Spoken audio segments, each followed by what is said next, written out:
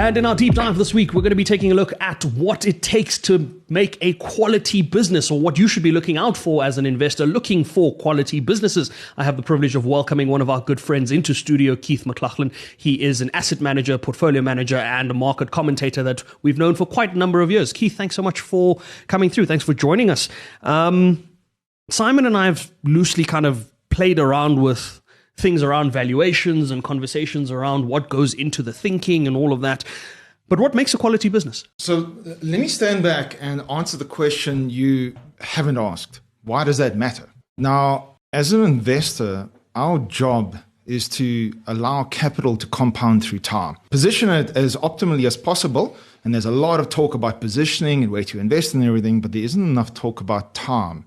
And, to quote Warren Buffett, time is the friend of a good business and the enemy of a mediocre one. Likewise, hold companies forever. But then Buffett is selling Bank of America and Apple and everything. So not even Buffett listens to Buffett. But the gist is correct. Now, narcissisms and everything aside, what is the reality? And the reality is, if you have a look at, ignore the Dow Jones. That's a Frankenstein of an index. It is. It is the craziest nonsense ever. Awful. But have a look at the S&P 500. Started in 1950. So we're in 2024 now, 75 odd years, almost a century. How many of the companies in the original 500 are still in it? 5. Wow. Companies don't survive in the long term. Very, very few. In less than 100 years, 99% of S&P 500 has fallen out and or does not exist anymore. And therefore, to provide sufficient time for your capital to compound in investing in the equity space, the starting point has to be to invest in good companies, because then you're shifting the weighting in your favor, because bad companies, it's just a matter of time until they hit the wall. If not this year, next year, 10 years' time, 20 years' time, but starting at quality and asking the question, is this a good business? Before even worrying about valuation and other things, at least gives you a little bit more odds that your capital will have the time to compound. So by that logic, we should be investing in Japanese companies? Most of them are 100 years old plus. Well, yeah. They built some of the longest standing companies. And some Scandinavians. And weirdly, you're right in the Japanese, absolutely. And Keith, I like your point, because I remember when I was getting into markets in the sort of 80s, early 90s, and there were 2 stocks at every portfolio. You bought it first and then you decided next. In the US, it was GM. We know how that worked. And locally, it was Anglo-American. And at least Anglo-American sort of hasn't gone borderline bankrupt, but neither survived. But then Japanese companies. But then I'm trying to think. What are the... I can't even pronounce half of them. Okay. Well, interesting fact. There's 52,000 companies in Japan that are more than 100 years old. There's probably also 52 million people over 100 years old. So, the Japanese stock market is interesting. You hit a lot of those investor relations websites and they aren't even English translated. No. So, yeah. When they talk about investing in your circle of competence, that is not ours. Okay, so we understand that time is essential to look at this, but it's also essential to identify what would be good quality or to stand the test of time, so to speak. What else are we looking at here? Okay, so let me answer it this way. All businesses on earth solve one or more problems. They either solve a consumer's problem, they solve a government's problem, they solve other businesses' problem. All you got to do to start a business is find a problem, solve it, and charge someone for it. And that's why all successful businesses exist. In economics, we call that utility. So if you build a mental model, ignoring the real world and just imagining what the perfect business is, the perfect business takes the least amount of inputs and through process or whatever, generates the maximum amount of outputs, utility, that sells it to the largest possible market with the least price sensitivity, with the least number of competitors, and the least number of substitute products or services or whatever they do. It's quite simple. That's what the best business is. Now, in the listed space, someone is managing that for you. So insert a governance and a management layer, and hopefully they're trustworthy and they're great and everything, and there's proper continuity in terms of the governance, and then you start to be onto something. That's what a good business is. So that's services, right? Because you talk around the least amount of input.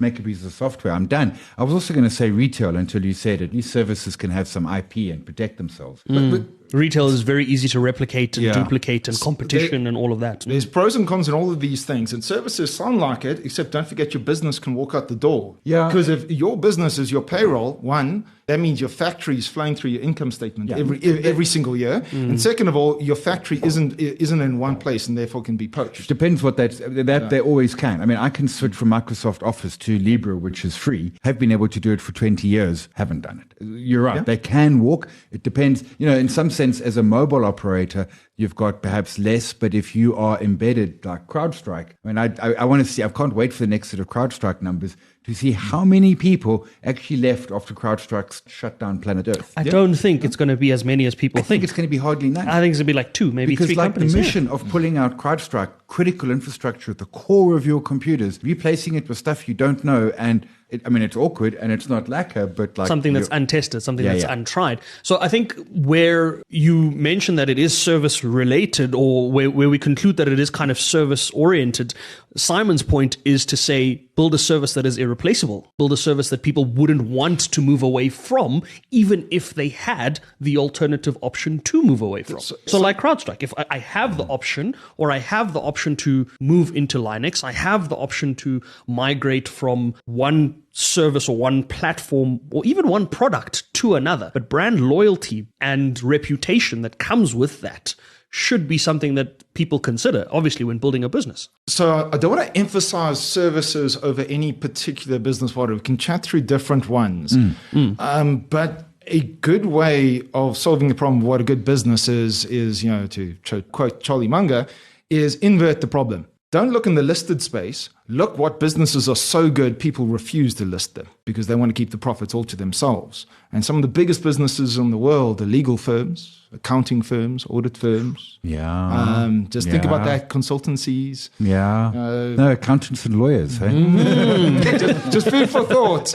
Like invert the problem and you see where the good businesses are. But all of that said, I mean, a way to think about it is, and the difference between, for the listeners, the difference between barriers to entry and competitive advantages is barriers to entry are things that exist that prevent new entrants coming into an industry. And then once you're in the industry, you're protected. Competitive advantages are how you compete versus the other guys in the industry. And really, really good businesses have strong barriers to their industry, and they have particularly strong competitive advantages against their peers. And that's how you win.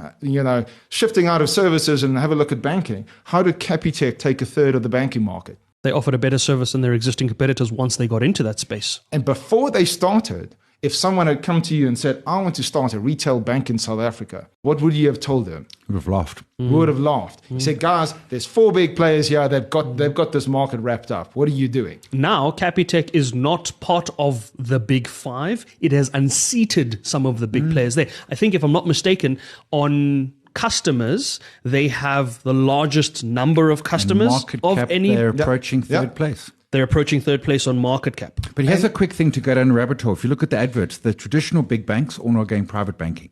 Driving around last evening, Nedbank, Standard Bank, FNB, all selling private banking. In other words, they're going up the curve, and they're basically saying to Capitec, you've won. Mass bank is yours. We will not compete there. It's worth exploring how did they win. Banking is very complicated. In the back-end systems, in my auditing career, at the start of my career, one of my clients was a bank that will remain nameless, and they were doing a core banking system migration. By the end of my articles, they were still doing it. In fact, I got the sense that was at some point they're just going to go no and put it back on the shelf and stick with it. But anyway, it will remain nameless. But banking legacy systems are serious and they're big. And our big banks, I mean, ABSA is a Frankenstein. It's an amalgamated banks. I mean, who knows how many IT systems they're running in the background? They still got ledgers in the basement. Absolutely. Someone's sitting there. Pen paper ledgers. No, not even that. They're so proud of their 150-year heritage, but it means there's a 150-year-old ledger in the basement somewhere. And Capitec, when they started, got to architecture from zero. They opened with cloud. There's one data center sitting in, I think it's out in Stellenbosch. They might have moved it or might have grown, but the original one was out there. And they plug everything in. So when Standard Bank or Nedbank or ABSA rolls out a branch, they have to put in service. They have to put in this, put in that. They just link something to the cloud. Exactly. Capitec just rolls that out and plugs in an internet connection. If they don't like it, if they don't like the CrowdStrike, all they do is take their entire cloud infrastructure, migrate one unit onto something else. Everything else is done all over again. Which means that they can sell an account at a much lower fee. Yeah. Efficiency. and actually make a higher profit margin on it. And that's what cost to income ratio is. That's what Capitec's advantage was. That's how they won. You mentioned something, Keith, around management and around leadership. And we spoke about this. Actually, I spoke about this with Pietri last week when Simon was away on holiday enjoying the beach. At the beach. Dude, this time last week, I was actually finished my swim. I was thinking about where to have bunny chow. So Pietri and I spoke about this last week. We were chatting about Sasol, and we got into a conversation around Simon Baloyi being the new CEO. We've put it up on our socials on TikTok, and it's actually like there's a lot of commentary and conversation around it. I made the point to say that South African businesses thrive more than businesses anywhere else in the world for a couple of reasons. And one of those reasons was a good management team that understands the organization that they are leading or the products that they're providing the market. And we went through a couple of examples. We went through how stable someone like First Rand handled their leadership transition versus how choppy, to say, for lack of a better word. Governance can be a competitive advantage. That's it, right? So for lack of a better phrasing, 6 CEOs in 5 years at Absa versus a smooth transition from Alan Pullinger to Mary Vilagazi is a very clear testament of what stability in governance can do for a business. And take that with Pick n Pay and ShopRite. Absolutely. Had to bring back the previous set of stability in the case of Pick n Pay that was Sean Summers, went through a period that wasn't so stable, had to bring back stability and say, can we reset and go back to... But as an investor, that's hard to see. Well, let me phrase this as iceberg theory, where at the surface level, these large, big listed corporates, all you see is, a CEO, FD, maybe one or two heads of business if they roll them out from, behind the woodwork. And that's who you basically get to meet in the IR team. If there's problems there, how big are the problems lower down? Because whatever you're seeing in the public market is best foot forward. It's always best foot forward. So if you're seeing problems in best foot forward, then what? Oh my gosh, it must be a nightmare in the background. So where there's smoke, there's likely to be a fire. Absolutely. So take that and extrapolate it across the whole body. Sasol's a good example. Sasol's problem is the bleeding out of old engineering skills. Mm-hmm. So if you go to Secunda and Sasolburg, you know that there's pamphlets that in the local newspapers, there's adverts from Saudi Arabia. They're building chemical complexes there. And they're stealing our talent because we have some of the top chemical oil and gas engineers in that space. We managed to convert coal magically into petrol effectively. I mean, that still blows my mind. It's basically magic. They're stealing our guys. Like the talent is bleeding out, and that's hard to replace. To be fair, I wouldn't be mad if it was the oil oligarchs stealing the oil expertise. It kind of makes sense. It lines up with their brand. It lines up with their business. It makes sense. I want to wrap up by looking at from a company perspective and from a numbers perspective. We go through all sorts of data. We go through PE ratios. We look at balance sheets. We look at all these things. What are the simple things that we look at to identify a good business? Simon's got a very good formula for it, and he'll say it again in a second, but I want to get your thoughts on that. So I'm going to run through this quickly. A business's profitability, liquidity, solvency, and growth. And I consider growth one of the quality metrics. Profitability is broken up into pricing power, which we call gross margin, and efficiency of operations, which we call operating profit margin. That aside, liquidity is cash flow. Mm-hmm. How much free cash flow can you generate? Maximum.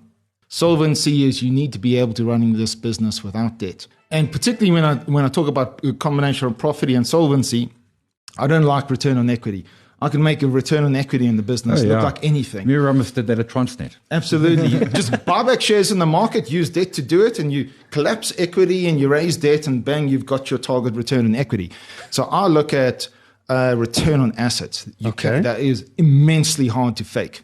Mm-hmm. And that means every rand that you're pulling in, how much rand when you put it into an asset does it generate? Mm-hmm. So that's the combination between that, and that better be higher than your financing cost, else you're destroying value. And then growth is a key metric as well, and it's growth on the important things. Is your GP margin holding up and or growing? Operating profit margin holding up and or growing? Top line. growing faster than inflation. All of these things, and that's what combines into effectively, in my opinion, running through an income statement, cash flow, and balance sheet. Those are the things you look at. Simon, we did this with Chantel at the start of our pod, and you've got a very simplified explanation to it. I've got two, because all that Keith says is true. But for me, a company must make cash, and I could read a cash flow statement, or I could just go look at the dividend. So Warren Buffett said there's two things that are true in a financial statement: the dividend and the page number. Everything else is numbers and numbers. Mine was when the PE is kind of like the dividend yield. And we've got so many of those in the market these days. 8 PE, 8 dividend yield. And let's be clear, it's not just the little CMHs and the like. It was our banks. Our banks were 8 PEs, in fact, 9, 10 dividend yields. It doesn't happen often, and it sometimes could just actually, and there's an example where there was a stock, and I can never remember what it was called, but I remember the CFO was Connie, and then she was at another company, and they both went bust. Alliance Mining, that was it. Yeah. And they had a PE of 1 and a dividend yield of 10, and they never published results again. Very, very interesting thoughts, very interesting reflections. I think there's a lot more to unpack around the valuation space, around the identifying value or looking for value within companies. And it's always difficult when you see so much value. As Simon says, there's so much value out there in the market at the moment. How do you choose? How do you start to, okay, this is where I'm going to put the money, or okay, this is what I'm doing? Something, again, today seems to be the day we're quoting Buffett and Munger. And if you don't understand what the business does, stay away from the business, right? Just because a game exists doesn't mean you have to play it. Just because a stock exists doesn't mean you have to. And that's the beauty of the. And I think this is another Munger or Buffett one. Like, you can just pass in every pitch. You can look at 100 stocks and say no thanks. You're not forced to play. You're not forced to play, and just because a stock exists, you're not forced to buy it either. That's the deep dive, and we'll leave it there.